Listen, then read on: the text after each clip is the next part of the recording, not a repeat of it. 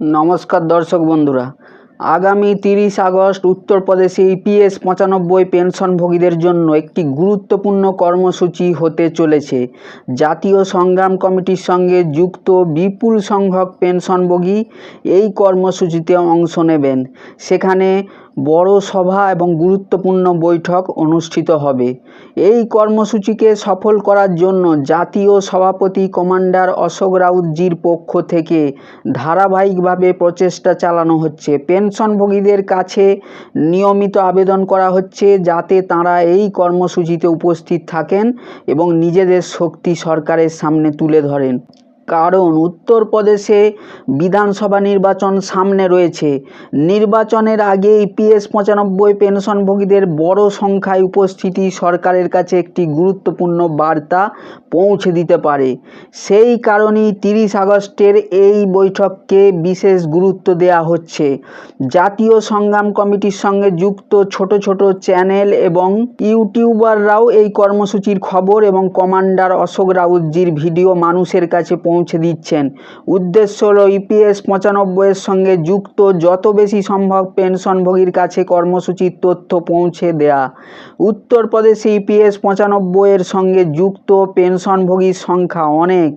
তাই 30 আগস্ট যদি বিপুল সংখ্যক মানুষ এক জায়গায় একত্রিত হন তাহলে সেখানকার ছবি এবং ভিডিও সামনে আসবে, সেই দৃশ্য সরকারের কাছেও পৌঁছাবে। জাতীয় সংগ্রাম কমিটির যে কোনো বড় অথবা ছোট কর্মসূচির ছবি যখন সামনে আসে তখন সেই খবরও সরকারের কাছে পৌঁছে দেয়া হয়। এবারও একইভাবে 30 আগস্টের কর্মসূচির মাধ্যমে পেনশনভোগীদের অবস্থান এবং তাদের দাবির বিষয়টি সামনে আসার সম্ভাবনা রয়েছে।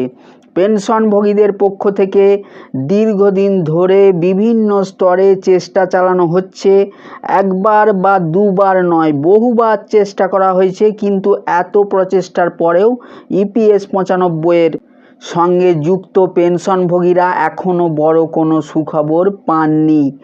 এই পরিস্থিতির মাধ্যমেই উত্তরপ্রদেশের ওরাইয়া জেলায় 30 আগস্ট বড় বৈঠকের আয়োজন করা হচ্ছে।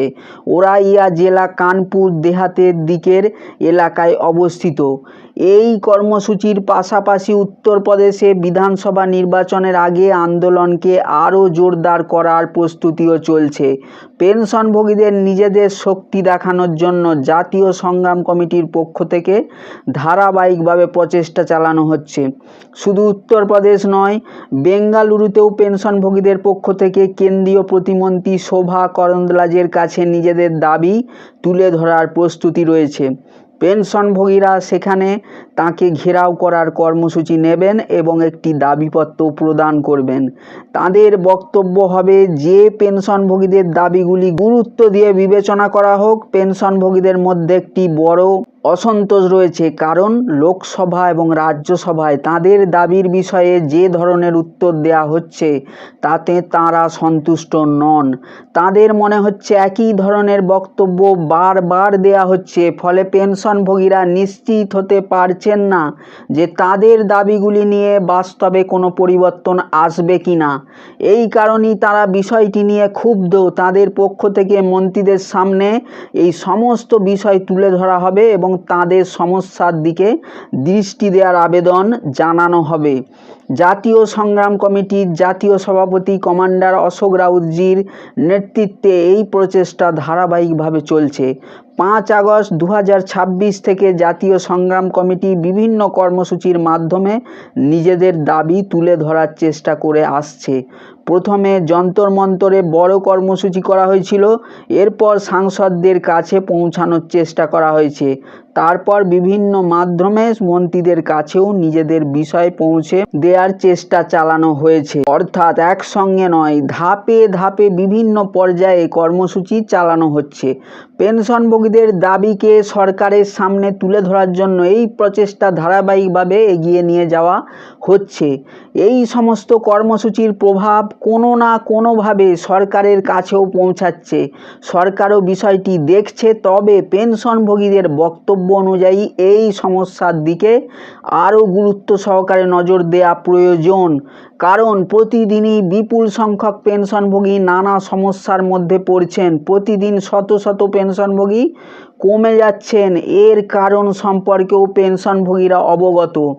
এর সঙ্গে রয়েছে বর্তমান সময়ের মূল্য বৃদ্ধি। এই পরিস্থিতিতে যদি একজন পেনশনভোগী মাত্র 1000 টাকা পেনশন পান, তাহলে সেই টাকা দিয়ে তার দৈনন্দিন প্রয়োজন মেটানো অত্যন্ত কঠিন। স্বাস্থ্য সংক্রান্ত প্রয়োজনীয় খরচ সামলানো কঠিন, পুষ্টিকর খাবারের ব্যবস্থা করাও কঠিন হয়ে পড়ে।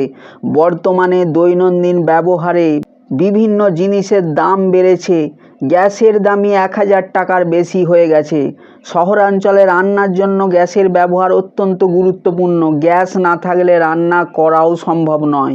শুধু গ্যাস নয়, চিনির দামও বেড়েছে। ফলে প্রতিদিন সকালে যে চা অনেকের স্বাভাবিক জীবনের অংশ ছিল, সেটিও অনেক পেনশনভোগীর জন্য অতিরিক্ত খরচের বিষয় হয়ে দাঁড়াচ্ছে। এই মূল্য বৃদ্ধির সরাসরি প্রভাব পেনশনভোগীদের জীবনে পড়ছে, কারণ তাদের হাতে থাকা পেনশনের পরিমাণ এবং বর্তমান খরচের মধ্যে বড় পার্থক্য রয়েছে। এই পরিস্থিতিতে পেনশনভোগীদের দাবি এবং তাদের সমস্যাগুলি নিয়ে সরকারের আরও গুরুত্ব সহকারে চিন্তা করা প্রয়োজন বলে তাদের পক্ষ থেকে বলা হচ্ছে। প্রধানমন্ত্রীজি, অর্থমন্ত্রীজি, শ্রমমন্ত্রীজি, পেনশন মন্ত্রীজি এবং সংশ্লিষ্ট অন্যান্যদের এই বিষয়টি নিয়ে বসে আলোচনা করার প্রয়োজন রয়েছে বলে পেনশনভোগীদের পক্ষ থেকে দাবি করা হচ্ছে। 30 আগস্টের উত্তরপ্রদেশের কর্মসূচিও এই ধারাবাহিক প্রচেষ্টারই একটি অংশ। সেখানে বিপুল সংখ্যক পেনশনভোগী একত্রিত হলে তাদের উপস্থিতি এবং তাদের দাবির বিষয়টি আরও স্পষ্টভাবে সামনে আসবে। উত্তরপ্রদেশের পেনশনভোগীদের জন্য তাই 30 আগস্টের এই বৈঠক গুরুত্বপূর্ণ হয়ে উঠেছে। যারা উত্তরপ্রদেশের সঙ্গে যুক্ত এবং ইপিএস 95-এর বিষয়টি নিয়ে তথ্য জানতে চান, তাদের কাছেও এই খবর পৌঁছে দেওয়া হচ্ছে। বিশেষ করে যারা বিভিন্ন গ্রুপের মাধ্যমে পেনশন সংক্রান্ত খবর পান, তাদের কাছে এই তথ্য পৌঁছে দেওয়ার জন্য খবরটি শেয়ার করার আবেদন করা হচ্ছে।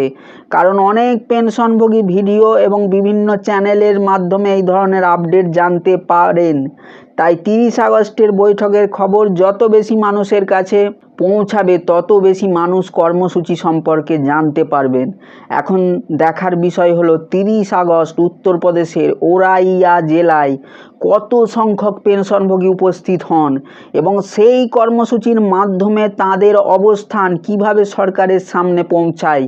ইপিএস 95 পেনশনভোগীদের পক্ষ থেকে দীর্ঘদিন ধরে যে প্রচেষ্টা চালানো হচ্ছে, তারই ধারাবাহিকতায় এই কর্মসূচি অনুষ্ঠিত হতে যাচ্ছে।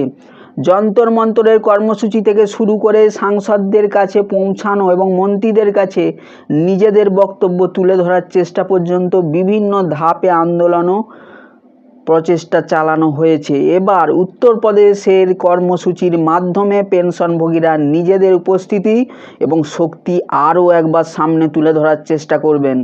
আর বেঙ্গালুরুতেও কেন্দ্রীয় প্রতিমন্ত্রী শোভা করন্দলাজের কাছে দাবিপত্র দেওয়ার মাধ্যমে নিজেদের সমস্যাগুলি তুলে ধরার প্রস্তুতি চলছে। পেনশনভোগীদের মূল বক্তব্য হলো, তাদের সমস্যাগুলি শুধু শুনলেই হবে না, তাদের দাবিগুলিকে গুরুত্ব দিয়ে বিবেচনা করতে হবে। কারণ বর্তমান মূল্য বৃদ্ধির পরিস্থিতিতে 1000 টাকা পেনশন দিয়ে একজন পেনশনভোগীর দৈনন্দিন জীবন চালানো অত্যন্ত কঠিন। খাবার থেকে শুরু করে গ্যাস এবং স্বাস্থ্য সংক্রান্ত প্রয়োজনীয়তা সব কিছুর খরচ বেড়েছে।